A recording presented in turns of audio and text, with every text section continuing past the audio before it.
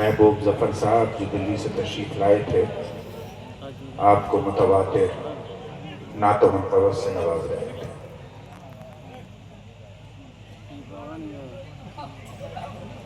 हज़रात,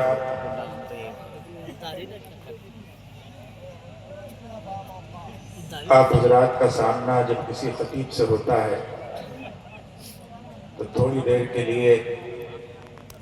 आप या तो साइलेंट हो जाते हैं, नींद की आगोश में चले जाते हैं, और फिर जब कोई शायर आपको आकर झंझोड़ता है तो फिर आपके अंदर बेदारी आती है। सोने के लिए आपको तमाम रातें पड़ी हुई हैं। आज की रात जब तक आप इस महफिल में बैठें और आपके उलमा और आपके मशाइख आपको अपनी वाज़ो नसीहत से नवाजें, उस वक्त तक एक लम्हे को जाग कर गुजारें और उनकी बातों को अपने ज़हन और दिमाग में महफूज करें, क्योंकि ये जलसा आम जलसों से मुनफरिद यूं है कि कोई इंसान जो इस मिशन के पीछे है, जो इस तहरीक के पीछे है, उन्होंने अपनी ज़िंदगी में अपने लिए वो सब कुछ अचीव कर लिया है जिसकी किसी इंसान को ज़रूरत होती है, लेकिन वो अपने समाज को, अपनी ज़मीन को, अपनी आने वाली नस्लों को वो सब कुछ देना चाहते हैं जो उनके पास है, और उससे ज़्यादा उनको देना चाहते हैं और उन्हें आगे बढ़ाना चाहते हैं। इसलिए हमारे लिए ये जलसा दूसरे जलसों से मुख्तलिफ भी है, मुनफरिद भी है, और वो शख्सियत भी इंतहाई कीमती है जो आज के ज़माने में आपके बीच हाफिज मिल्लत और सर सैयद अहमद खां का किरदार अदा करने के लिए किसी तहरीक को यहाँ पर खड़ा करना चाहती है। इसलिए कि दुनिया में कौमें तालीम के जरिए से तरक्की करती है। आज पूरी दुनिया में वही लोग हुकूमत कर रहे हैं, वही कौमें अपना मकान बना रही हैं,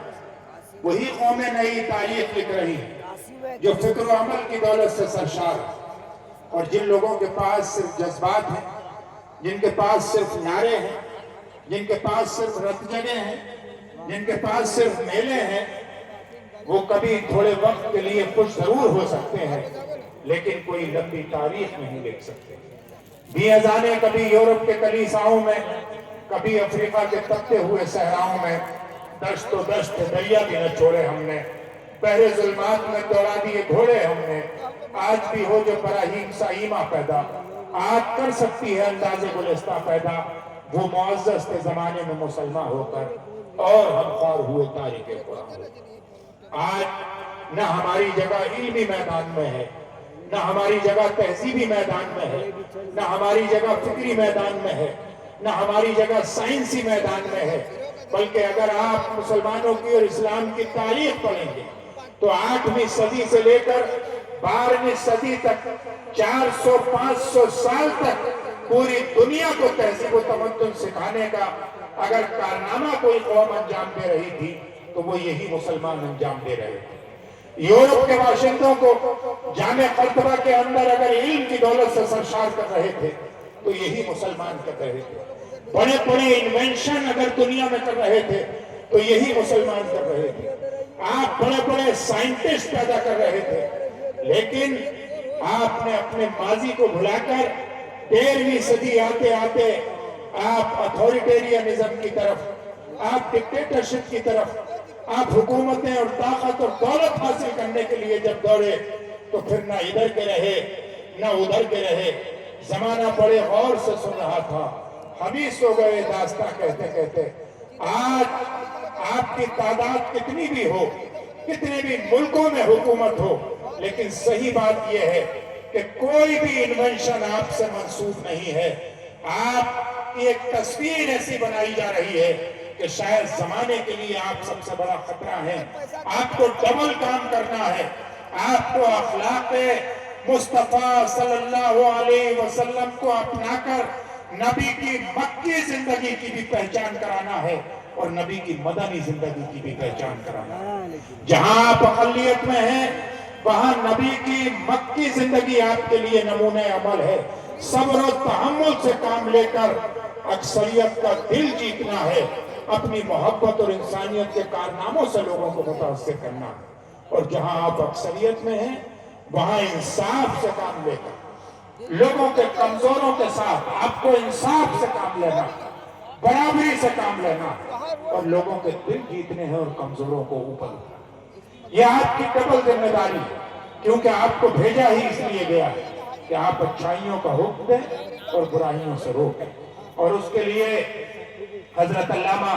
ڈاکٹر مفتی منظر السید منظر الاسلام صاحب قبلہ نے جو یہ عہد کیا ہے،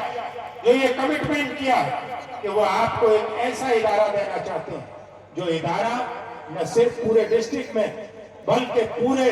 اس سیمانچل کی سرزمین میں منفرد ادارہ ہوگا، جہاں سے آپ کے بچے تہذیب بھی سیکھیں گے، دین بھی سیکھیں گے، دنیا بھی سیکھیں گے، سائنس بھی سیکھیں گے، اسکلز بھی سیکھیں گے، دیش کی بھی خدمت کریں گے، سماج کی بھی خدمت کریں گے، اور جہاں بھی جائیں گے دیش اور دنیا میں اپنے پریوار کا، اپنی زمین کا، اپنے خاندان کا، اپنے ملک کا نام روشن کریں گے، کیونکہ ہمیں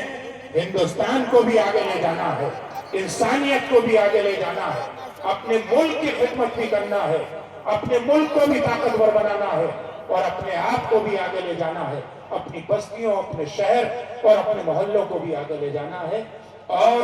اپنی تہذیب و تمدن سے ایک منفرد مثال کرنا ہے۔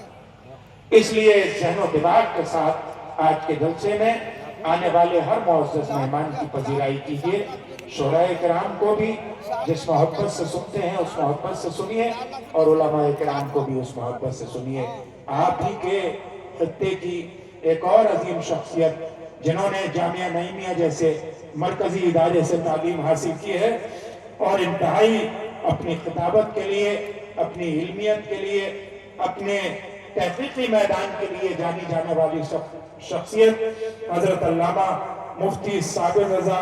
نعیمی صاحب محب القادری کی ہے۔ میں بڑے ادب اور احترام کے ساتھ ان سے گزارش کر رہا ہوں کہ وہ تشریف لائیں اور اپنی خطابت سے ہمارے سامعین کو نوازیں۔ حضرت علامہ مفتی صابر رضا نعیمی صاحب۔